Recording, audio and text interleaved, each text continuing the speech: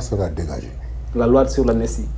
Croyez-moi, à la préparation de la mise en place de cette loi, Ousmane Sonko a été saisi. Le président Ousmane Sonko du parti a été saisi. Nous allons mettre une loi d'amnistie qui vous permettra de sortir. Il dit, je n'en veux pas. Vous avez fait des accusations fausses sur moi, enlevez-les et je rentre chez moi.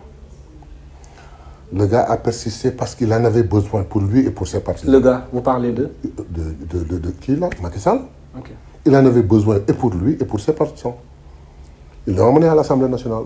Rappelez-vous l'intervention du chef comment ça s'appelle, du président du groupe parlementaire d'alors, Birame Souleye Diop, qui a reçu des instructions de Ousmane Sonko, qui a interpellé le ministre en lui disant que si les crimes de sang n'en font pas partie, nous votons. Au cas contraire, nous votons contre.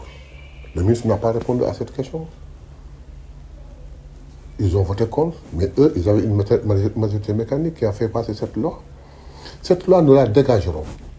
Si on la dégage, peut-être que les mêmes charges qui étaient sous la tête du président Bassirou Diomaye Faye et sur Ousmane Sonko vont revenir. OK. Mais nous sommes persuadés que c'est de fausses accusations. Nous sommes prêts à aller répondre à la justice. Un juge responsable comprendra que tout ça est faux et classera le dossier sans suite. Le président... Mais ceux qui ont mutilé et tué ces gosses-là répondront de leurs actes. Mais le président, l'actuel président et l'actuel PM pourront aller répondre encore à la justice. Bien sûr. C'est un exemple, ils donneront l'exemple. Une fois que cette amnistie sera dégagée, s'ils ont besoin de lui, ils iront répondre à la justice. Parce qu'il faudrait que ceux qui ont tué ces enfants-là, ceux qui ont mutilé ces enfants-là, ceux qui ont condamné ces enfants-là à tort, ceux qui ont torpillé l'argent du pays, il faut qu'ils répondent de leurs actes. Ce n'est pas parce que si on a cette amnistie, les mêmes charges reviendront sur leur tête qu'on va s'en abstenir. Non, du tout. Le Premier ministre en a parlé il n'y a pas très longtemps. On va la dégager. Mais que les Sénégalais soient avertis. Que ces gens-là qui se coalisent, une coalition sans sens, c'est uniquement dans le but de contrer l'Assemblée nationale afin qu'on ne dégage pas cette amnistie. Donc que les Sénégalais soient avertis.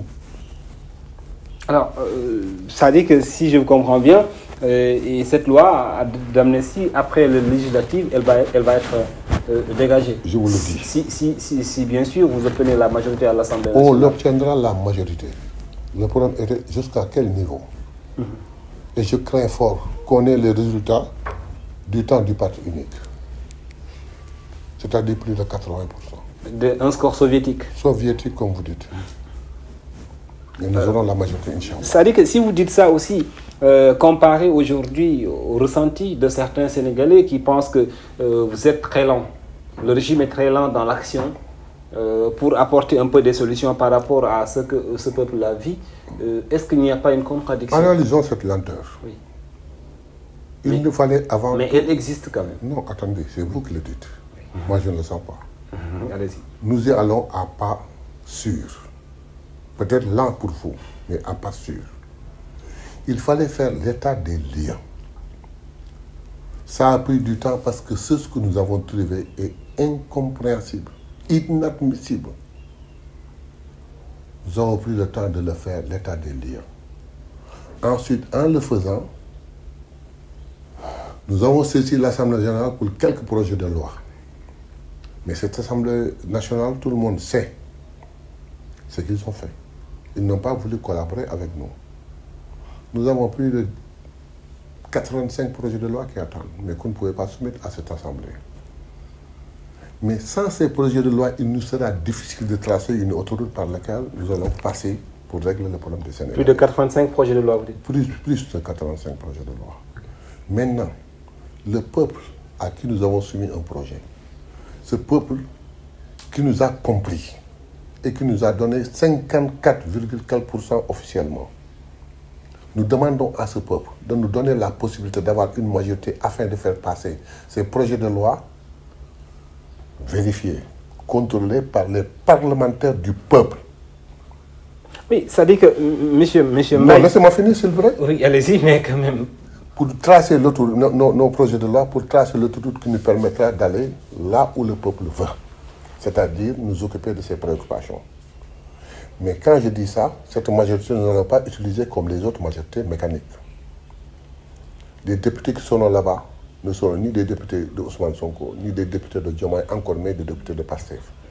Ils seront des députés du peuple.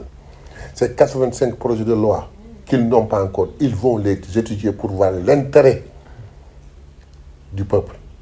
S'ils trouvent l'intérêt du peuple sans problème ni lacune, ils vont le voter. Alors, que faire de la déclaration de Ousmane Sonko en tant qu'opposant qui disait qu'un parti au pouvoir ne doit pas avoir de la majorité à l'Assemblée nationale? Il n'a pas dit qu'un parti au pouvoir, il dit ce parti au pouvoir. Il n'avait pas dit un parti au pouvoir, il a dit ce parti au pouvoir. Parce que nous avions vécu avec eux 9 ans déjà. Mais il spécifié qu'il parlait seulement il n'avait pas dit un parti, il a dit ce parti politique ne devrait pas avoir de majorité.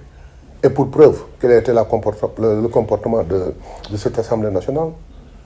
Parce que nous avons vécu 7 ans à 8 ans avec ce parti, ce régime, qui nous a montré de toutes les couleurs. Nous nous sommes battus pour les amener en ballottage à un ou deux députés auprès. Mais néanmoins, avec cette majorité-là, qu'est-ce qu'ils n'ont pas fait? N'ont-ils pas tenté de renvoyer notre élection présidentielle pour une première fois? Ces mêmes députés-là, n'ont-ils pas accusé un candidat de